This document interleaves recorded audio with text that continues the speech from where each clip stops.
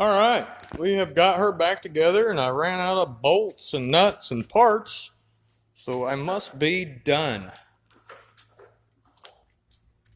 This key is actually a little bit tricky on this thing for some reason. Probably because it's born in 1977. Sometimes it goes real smooth, sometimes it don't.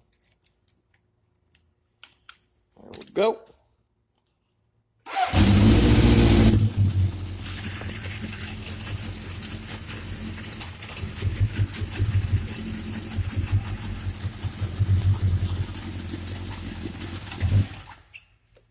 Uh-oh.